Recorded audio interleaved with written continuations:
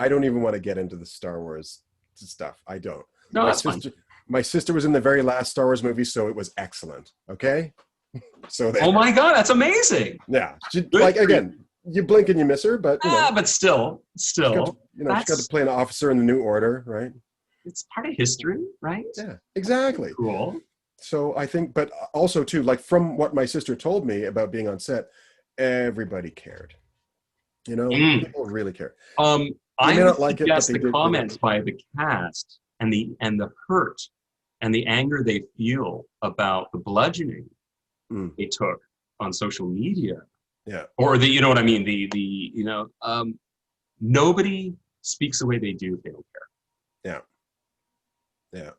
And also, you know what? If if I were John Boyega, I'm gonna get canceled right now. Now, well, nobody cares about me, so nobody's gonna say anything. But Andrew, who? if I were John Boyega, or if I was a friend of John Boyega, I would have said to him, dude, like during filming, if he was like, I'm not doing enough in this movie, I would say, dude, talk to them. Like, you've got a lot of power. You have more power than you think you do. So I Mm. know you feel like you're being unused or underestimated and stuff like that, but you actually have a lot of power right now to say, look, I'm not going to show up on set tomorrow unless I have more lines or whatever. Like, you can, there's,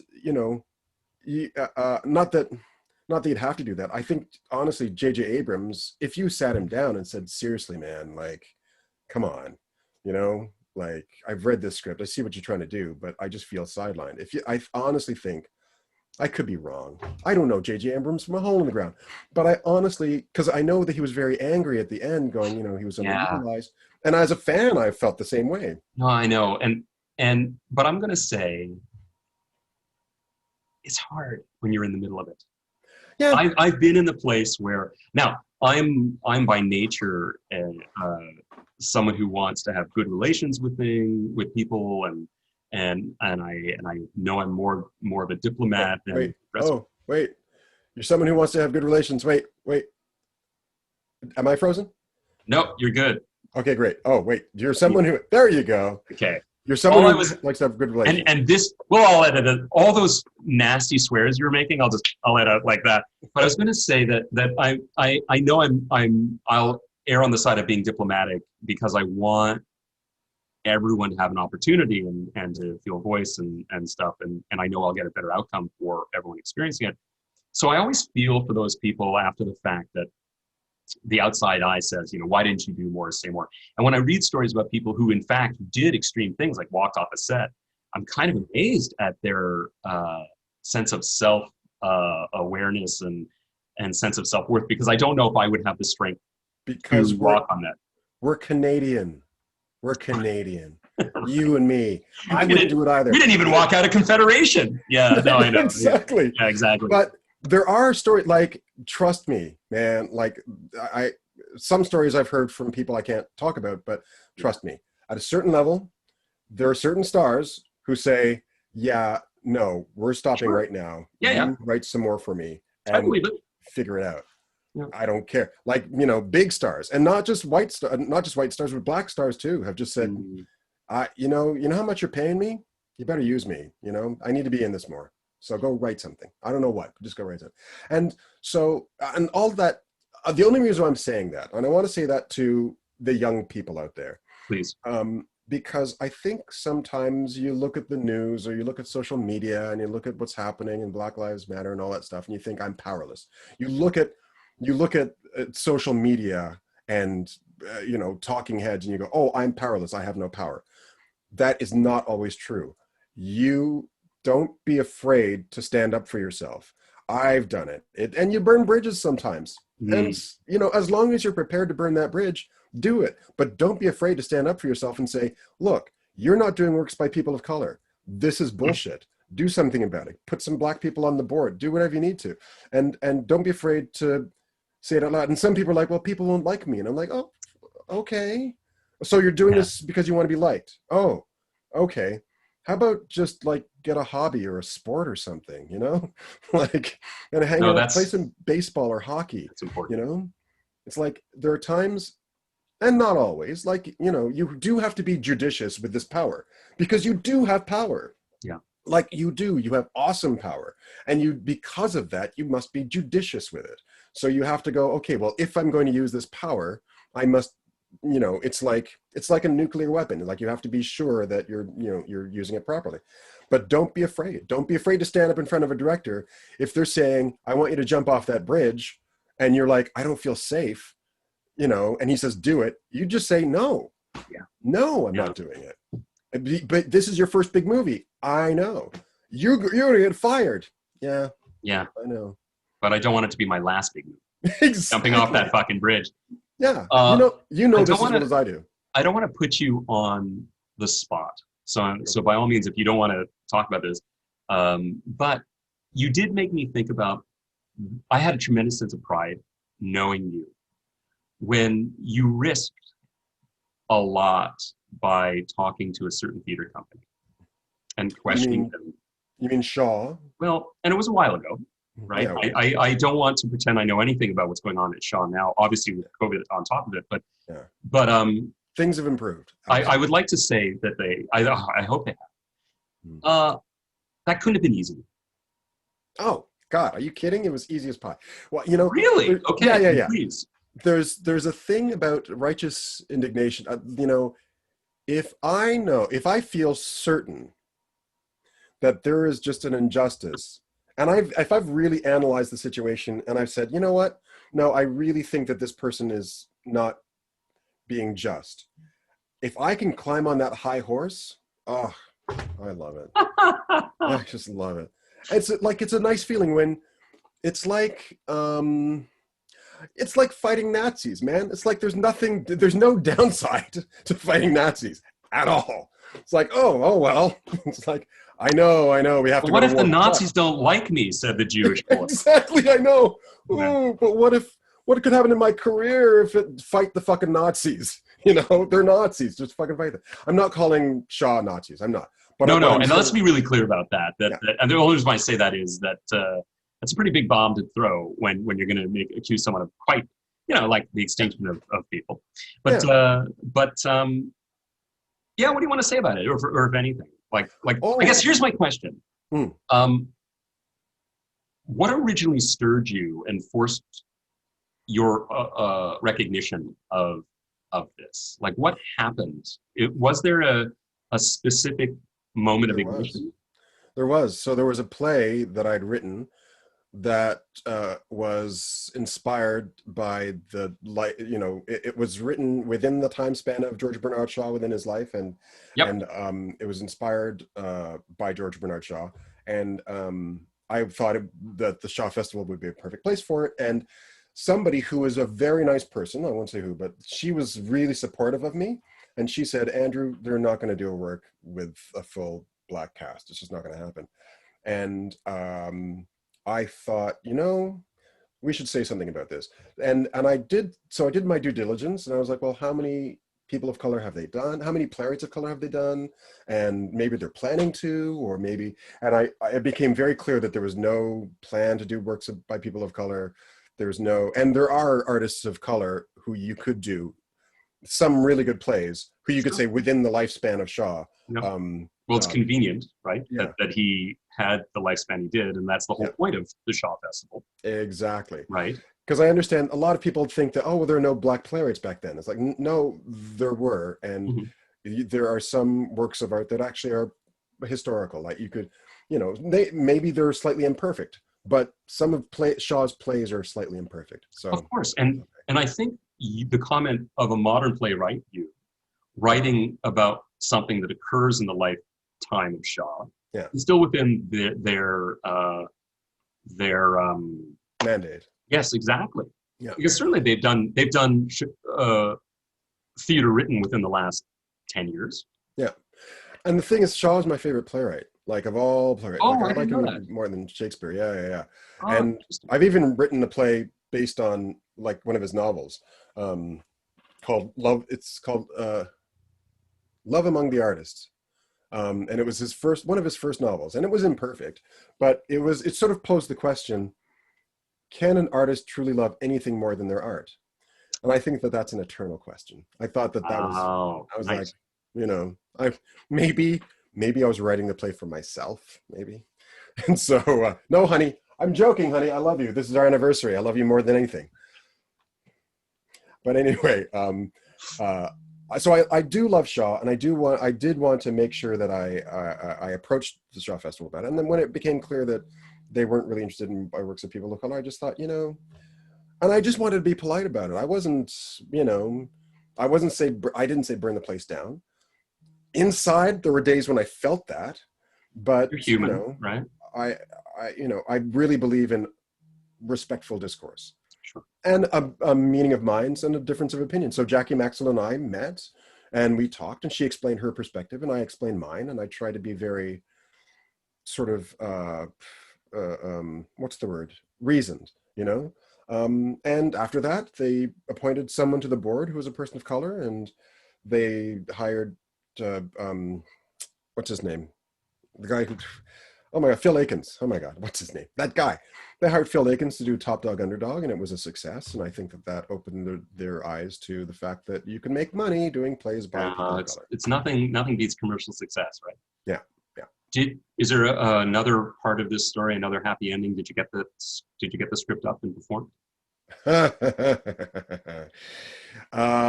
The happy ending is I'm doing another workshop of it next year, and hopefully, you see, it's like because of COVID, all the theaters are shut down.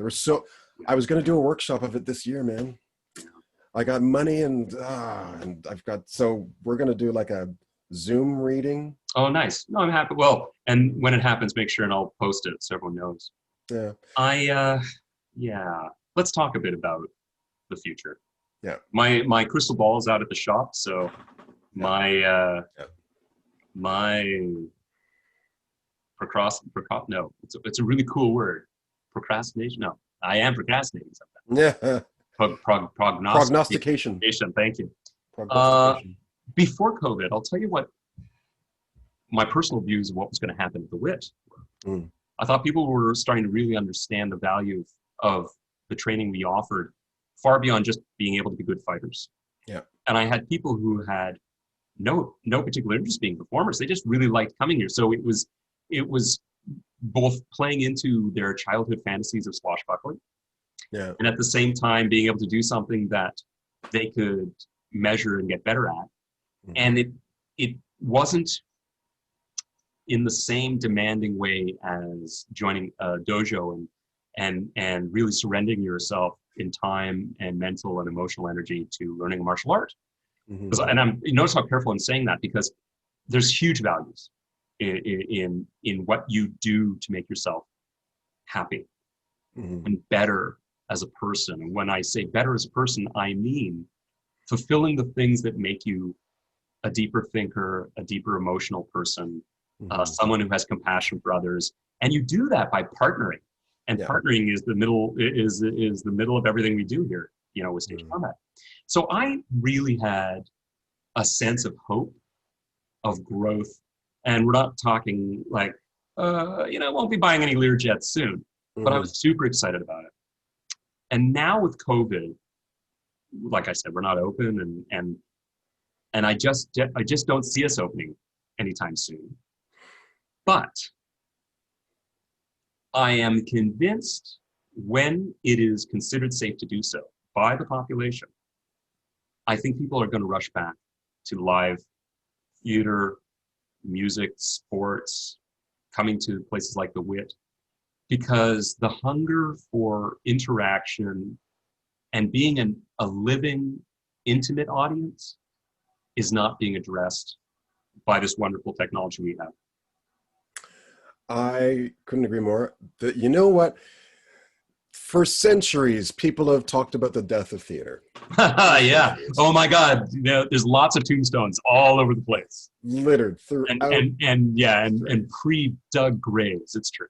Yeah. And the thing, I've always suspected that theater. I've just had this intuition, like, you know what? I think theater's going to survive. I think it'll be okay.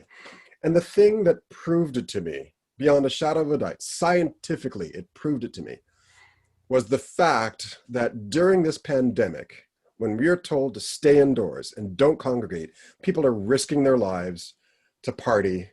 They're risking their lives to hang out, to get human contact. Yeah. And I don't do that. First off, stay at home, don't party. Like my family, we went to the park once, and my family, we just decided we wanted to walk together in a park. And we passed by this party that people were having. Nobody was wearing masks. And we saw a couple of guys trading a joint. And I was just like, guys, really? Just like, I hope they're in the bubble together. I know. Yeah, they better be. Oh my God. They didn't look like they were. And so yeah. Just the fact that people cannot help, people are willing to risk their lives just to have contact with another human being. I'm absolutely certain that, because that's the one thing that theater will always have over film, video games, television. Like, it's great seeing a story, but it's nice to see a story with other human beings. Yeah, yeah. And for people who are concerned that nothing is going on, again, I'm going to shout out for you. You're doing a ton of stuff. Yeah. You're in fact being kind of buried in potential work. Do you want to talk about a couple things so we can keep an eye out for it? Oh, I'm in a Christmas movie called Will You Marry Me? Yes, we shot it during COVID. And this is the other thing too, like, I was going to ask you about this, as a matter of fact. Okay. I was going to say, look, like, what if you said to the students and to everybody, okay, before you walk in the building, you have to get a COVID test. And only once you get a negative test, then you can come in and work for such and such a time. Like, what if you got really strict and yet, you have to wear masks, and like, what do you think that that's a possible route to go? Like, the issue is, and I'm all for tests. The issue is you'd need to be tested daily. Oh, I see.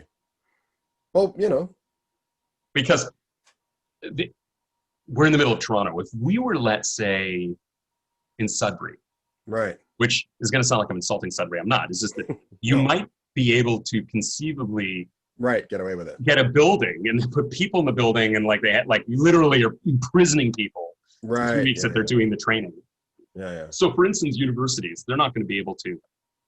No. They're not closed off, but there are university campuses that are not in the middle of cities, like they're in smaller locations, and they could technically imprison their population and contain and lock out better the COVID, or at least, and here I am. This, as Kirsten calls, this is my ass PhD. I'm taking my PhD out of my butt. But and who knows? You and I will revisit this conversation. I might, out of my own mental health, have to. Yeah. But safety, story, style is the three things we teach all the time. Right. And I feel like I'm not living up to safety. Yeah. And people will say, well, your participants are generally young, and not all of them, right? Yeah. Kirsten has asthma and precondition that would be very, very harmful to get sick. So if I were to get sick, she'll get sick. Yeah. We have numerous people in our extended families who are immune compromised. Yeah. And so I'm not taking risk by myself. And I feel this thing that it's hard. It's super hard. And I'm also a little afraid of coming off as alarmist. Yeah, yeah. Which is ridiculous, because let's go back to what you said about, like, fuck what other people say about you and don't worry about it.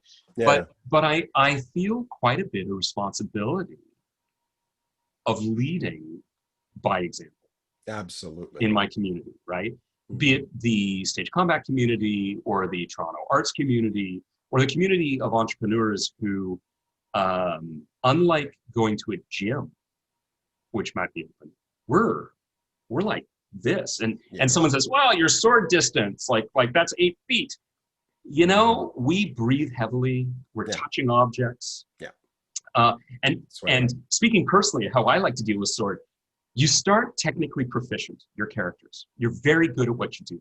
Mm-hmm. And then you meet another human being, your plans go to shit. Eventually you're wrestling and trying to murder each other by plunging thumbs in eyes because you lose your fucking mind and you become emotional as a character in the violence.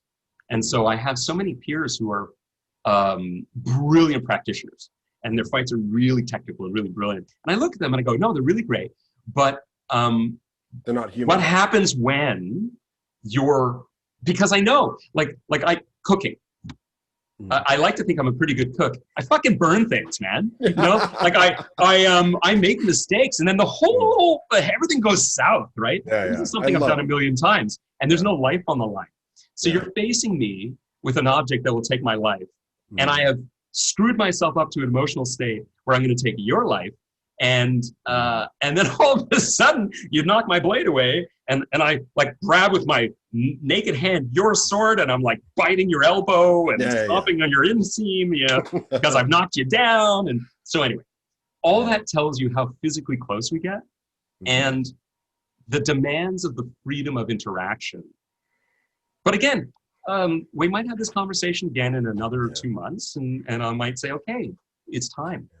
I honestly think, well, in Canada we're doing better than the States, and I think that hopefully we'll smarten up and the numbers will get lower so we can go back to work. I guess, and again, this is going to sound super negative, but I guess my fear is looking back on the 1918 epidemic. It was the second wave that killed people in the numbers that became 50 million. Or closer to, like, the first wave was bad, but it was a really bad flu. The second wave was catastrophic. And then no one talks about the third wave, which is really shitty and was really bad, but almost no one talked about the third wave because it was bupkis compared to the second one. Right. And the pressures on people to find a genuine identity right now is brutal. Yeah.